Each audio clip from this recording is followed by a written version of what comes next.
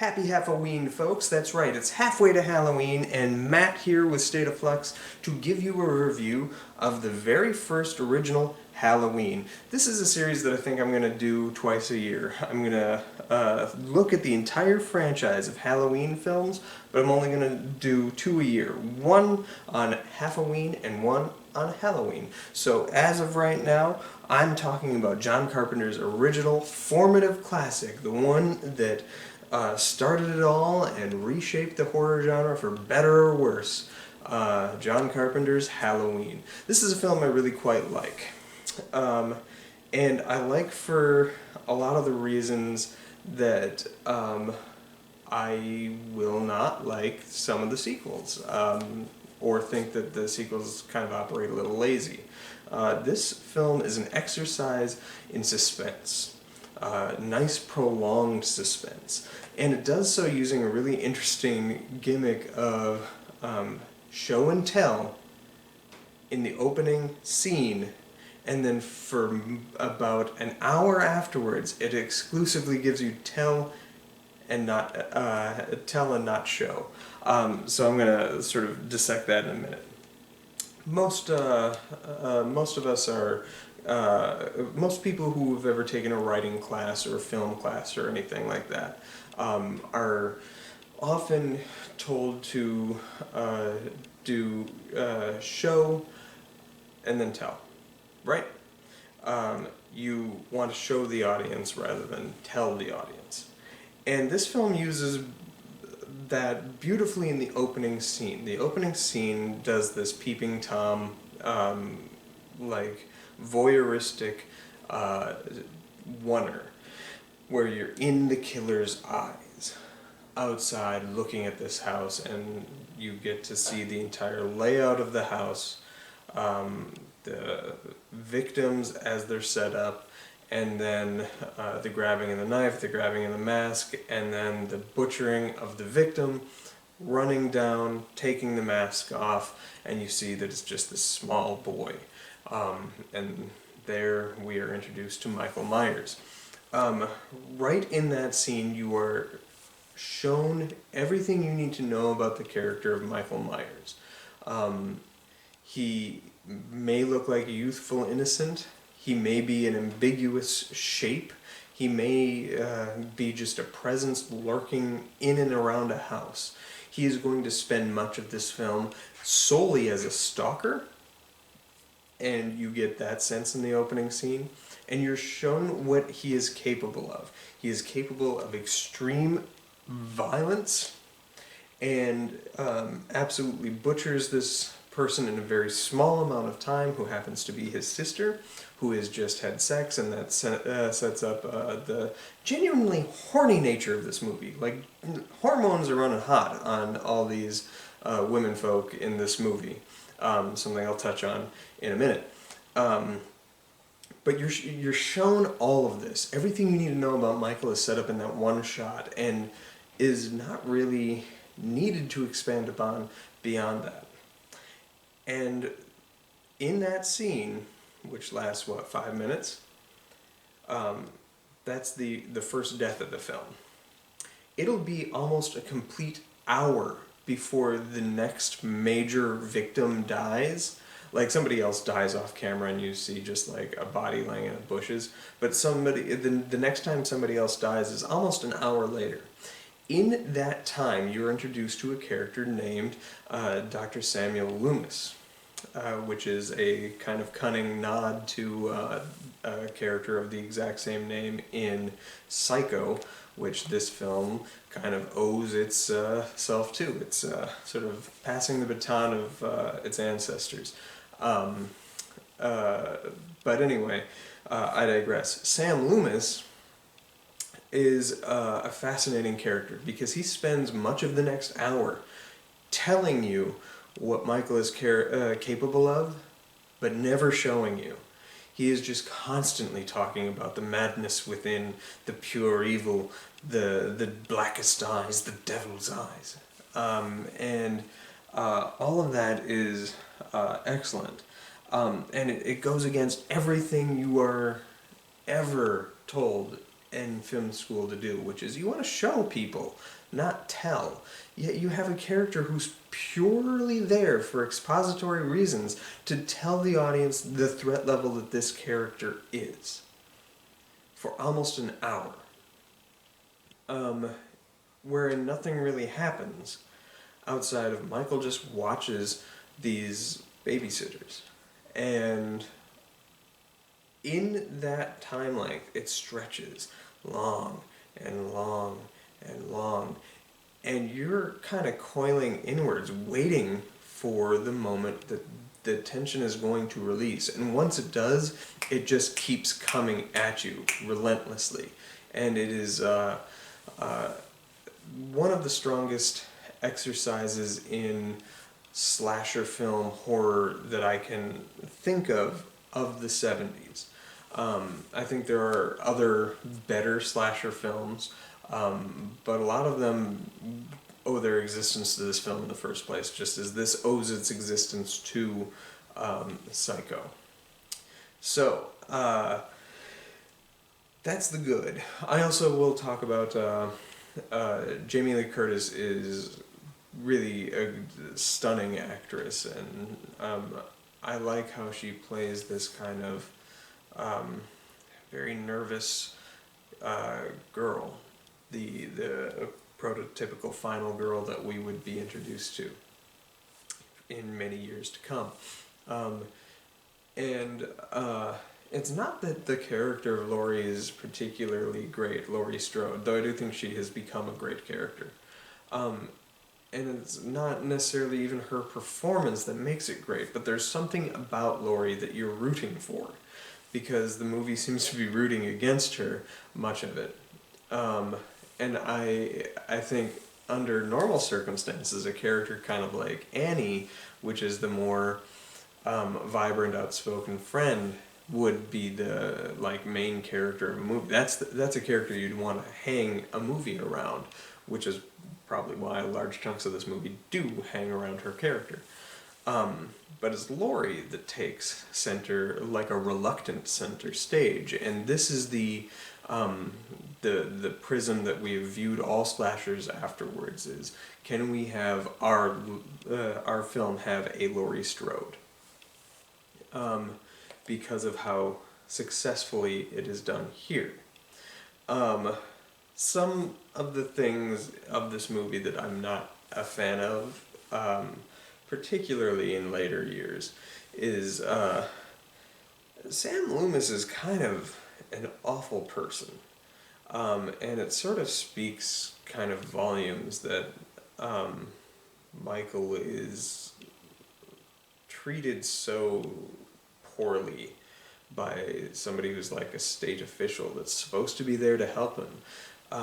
Is it that Michael was always just a soulless monster, or did the institutions that we have set up to help people with conditions that he might have failed him so? I don't know.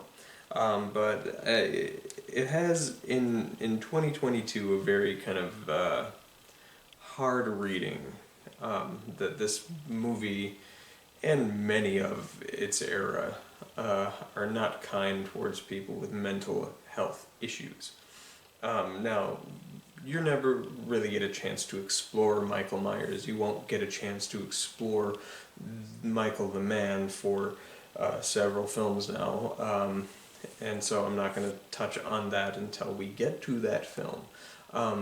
But instead, Michael is just this presence, this ever constant threat that might come out of hiding and emerge from the shadows to take out these young women that we have who actually are guiding the film. That is another complaint that I'll have, and this is something that is shared even to this day in most horror films, is the treatment of women has never been great. Roger Ebert and Gene Siskel had a great conversation about this, I think, during their review for I want to say it was the fourth Friday the 13th film, where they discussed that the horror genre hates women. And it's something that I don't necessarily entirely agree with, but viewing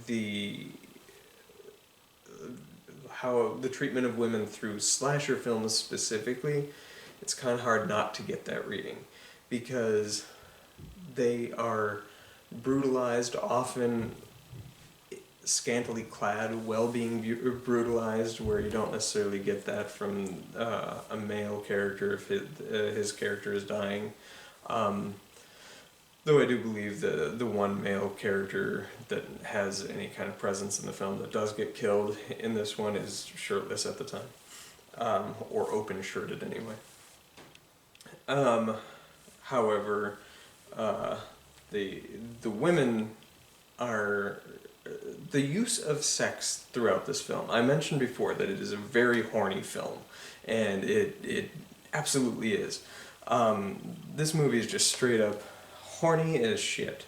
But the weird thing is like, it's the 70s, and this is the sexual liberation period, right? You'd think it would embrace sexual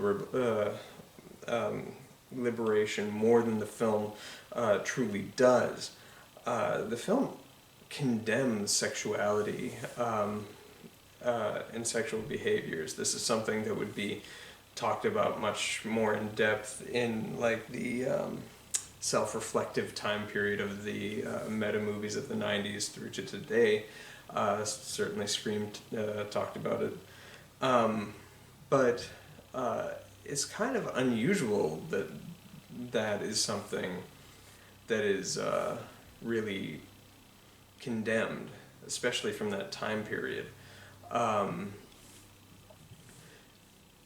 don't really know where I was going with that, just something that has always kind of irked me, and I like that modern movies are moving a little further away from that, yet they are still treating women far more egregiously.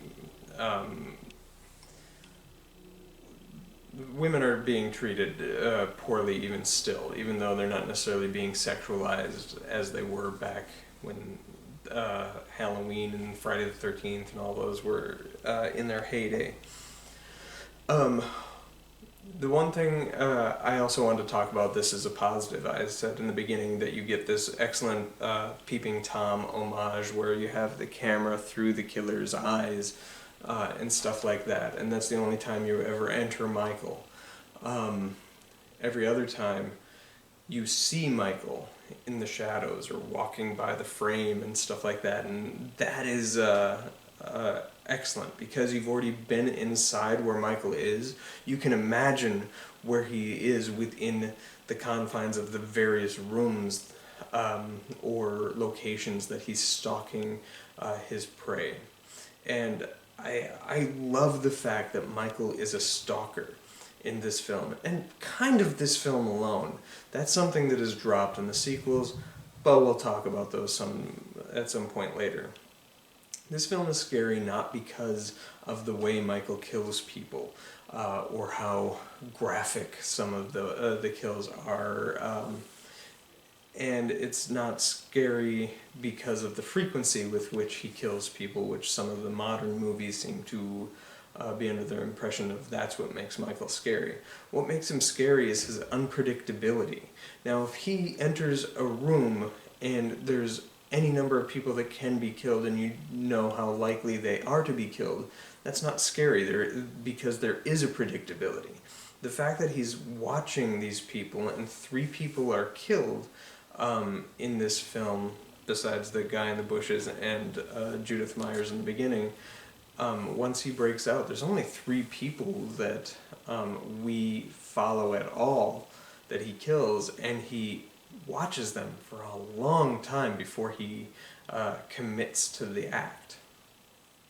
And I think that that really is where like the coil springs when you get the release it's pretty great. And I mentioned the kills before. The kills were very unusual for a slasher film. You have Annie, who gets killed with strangulation. The dog also gets killed with strangulation. You have I can't remember the dude's name. Is it Bob? Gets stabbed against the door and he just rests there. And then you have her get strangled as well while she's on the phone with Lori. It is kind of amusing, not amusing, but fitting for a film as horny as this is. When she dies, it sounds like she's like at orgasm or whatever into the phone, and then Laurie's kind of laughing about it, and then the moment that her squeals kind of stop and Michael picks it up and is just doing the into the phone, it suddenly turns sinister, something dark. That was always kind of effective. Even when the dog gets killed, the immediate comment is by Annie is, "Oh, he must have found a hot date." The intertwining of sex and violence in this film is pretty heavy-handed. And again, I don't necessarily understand where it comes from, but whatever. That said, I think this is a very, very strong movie. It is an excellent introduction to the slasher genre. If you've like have friends who are just getting into horror, this is a great one to get them into. And John Carpenter's extraordinary score, as simple as it is, he capitalizes on what few notes he has at his disposal and makes, like, to this day I can just recall to mind in an instant the score to this film. It is absolutely iconic in a way that I don't think, shy of Jaws and Psycho, any other horror film score has come close to. Maybe A Nightmare on Elm Street as well, I'll throw in there. But even still, I think this stands at the top of those movies that I just listed.